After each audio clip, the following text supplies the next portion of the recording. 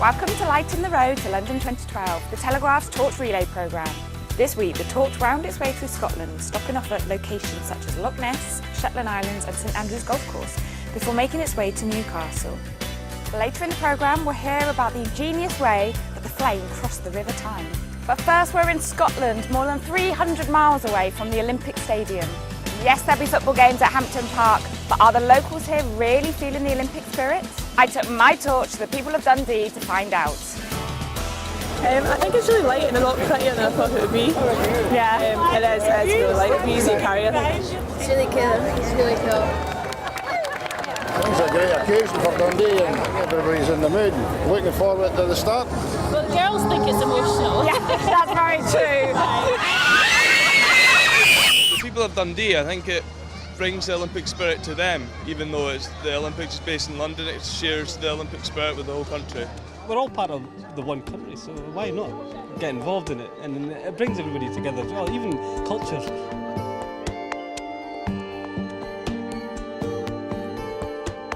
A very special torchbearer of the day was 95-year-old Andrew Coogan, nominated by Sir Chris Hoy. Andrew is a World War II veteran and former champion runner. His promising athletic career was cut short by the outbreak of war, and he missed his chance to compete at the 1948 Olympics as a consequence of over 3 years as a prisoner of war in Japan. His story of survival is truly inspirational. Andrew established Tayside Amateur Athletic Club and competed in veteran athletics, devoting his life to encouraging everyone in the community to take up sport. We're really excited. We're so proud of him. He's done such a lot for sport over the years and he really deserves to be here. So we're really excited about it.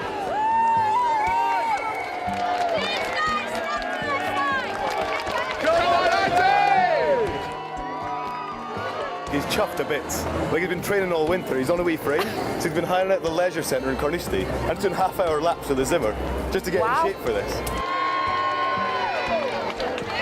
This is crazier than anywhere we've been so far. Andy is such a big name here in Scotland, and look at everyone crowding to try and see him, see the torch, see the flame. It's absolutely incredible. It's magical.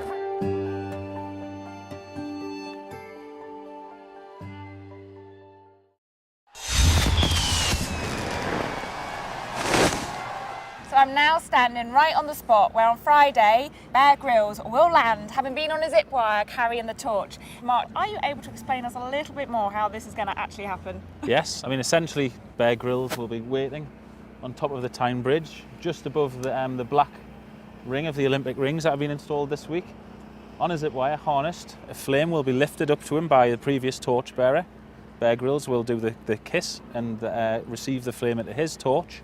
Then he will leave the structure, travel almost 400 metres on a zip wire, dropping a height of 50 metres from the top of the arch, where he will land here, hopefully be braked appropriately, flames still alight, and obviously for everybody to welcome him into Newcastle Gateshead. How fast are they roughly estimating that he's going to be travelling? It'll take him 25 seconds to get from the bridge down here, so it's 30 odd miles an hour that he'll be travelling at, and obviously it's something that has never been done before.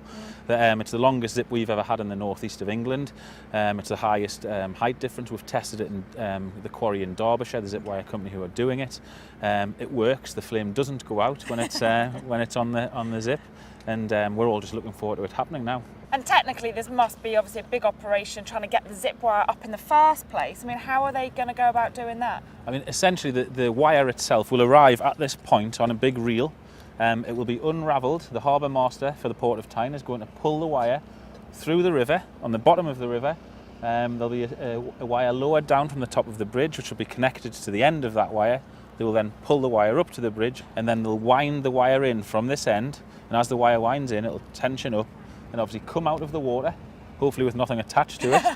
This is actually one of our riskiest areas. We've actually got some divers on standby in case the wire does get stuck on the bottom of the river, and obviously it'll pull up slowly before it gets tightened to obviously allow Bear to zip all the way down. Next week we'll follow the flame from Newcastle down through Middlesbrough, across to York, over to the west coast and ending up in Windermere. Thanks for joining us. See you next time.